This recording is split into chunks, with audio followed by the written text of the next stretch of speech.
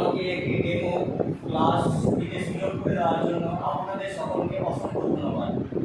আমি কি এই ক্লাসটা স্টার্টে এই কক্ষটাকে একটি আদর্শ ক্লাসরুম এবং আপনাদের শিক্ষার্থী হিসেবে ধরে নিতে পারি? ধন্যবাদ স্যার, আমি শুরু করছি। গুড মর্নিং স্টুডেন্ট, তোমরা সবাই কেমন আছো? বাবা বেশ ভালো। আমি খুব ভালো আছি।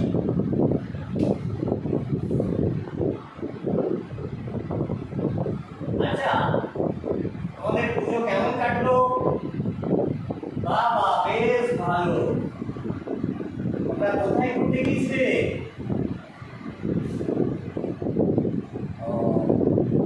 দার্জিলিং, বাবা খুব সুন্দর জায়গা। আচ্ছা, সেখানে কি আছে বলতো, কি কি দেখেছো?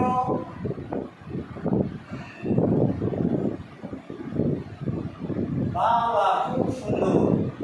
সেখানে পাহাড় রয়েছে, চায়ের বাগান রয়েছে, সুন্দর সুন্দর দৃশ্য রয়েছে। ঠিক আছে, তোমাদের পুজো ভালোই কাটলো।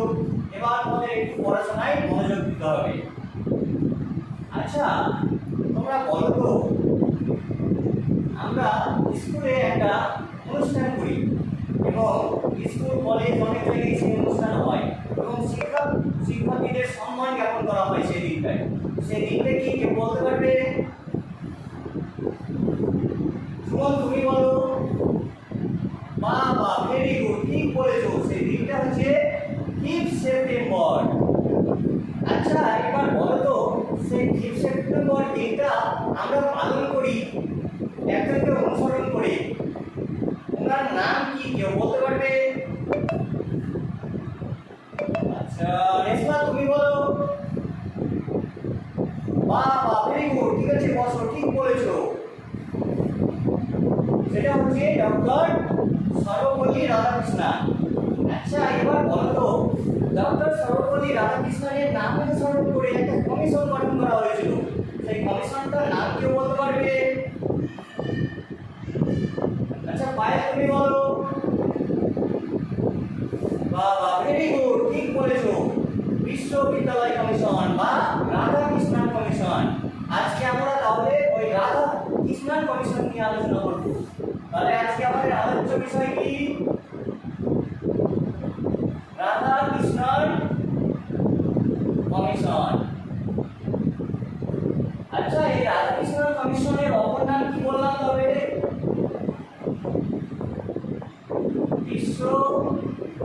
বিশ্ববিদ্যালয়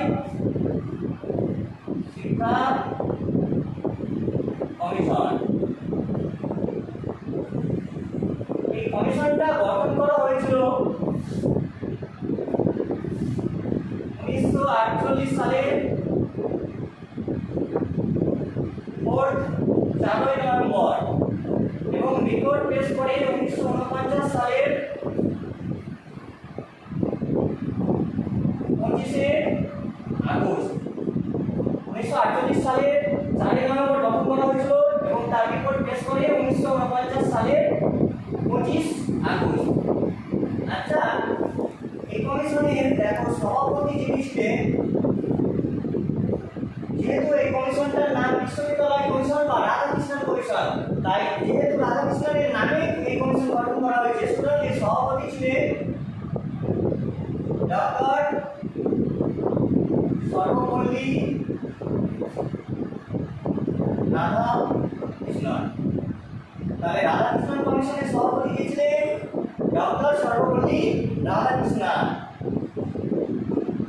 আচ্ছা, সম্পাদক ছিলেন ডক্টর নির্মল কুমার সিদ্ধান্ত।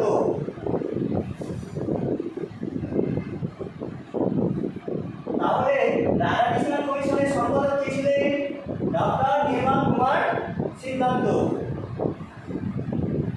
এবার দেখো, এই কমিশনে আমরা জানবো কতজন সদস্য ছিল।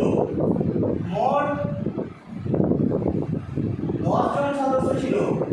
এই 10 জনের মধ্যে 7 জন ভারতীয় আর 3 জন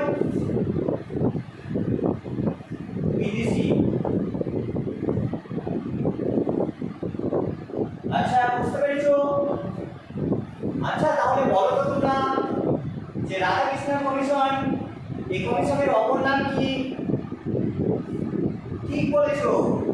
বিশ্ববিদ্যালয় কমিশন বা উচ্চশিক্ষা কমিশন।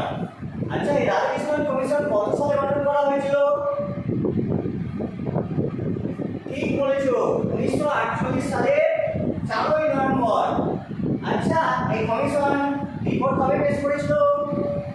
1949 সালের 25 আগস্ট। আচ্ছা, এই কমিশনের সভাপতি কে ছিল বলো তো? বাবা, very good, doctor Sarvepalli Radhakrishnan. আচ্ছা, সম্পাদক কে ছিলেন বলো তো? ডক্টর নির্মল কুমার সিদ্ধান্ত। আচ্ছা, এখানে সদস্য সংখ্যা কত ছিল? 10 জন।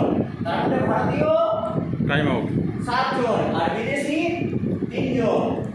বা এরপরে আমরা সর্বপল্লী রাধাকৃষ্ণন কিভাবে গঠন হয়েছিল সেটা জানলাম।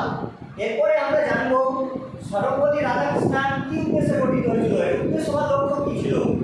এর উদ্দেশ্য ও লক্ষ্য ছিল নেতৃত্ব দান করতে পারে এরকম নেতৃত্ব গঠন করা, বা আমাদের জাতীয় ও সংস্কৃতির শিক্ষা দেওয়া, এবং আমাদের যে জাতীয় সংস্কৃতি আছে সেটাকে সংরক্ষণ করা, গবেষণার মানের সম্প্রসারণ করানো, এগুলো ছিল এই উচ্চশিক্ষার লক্ষ্য উদ্দেশ্য।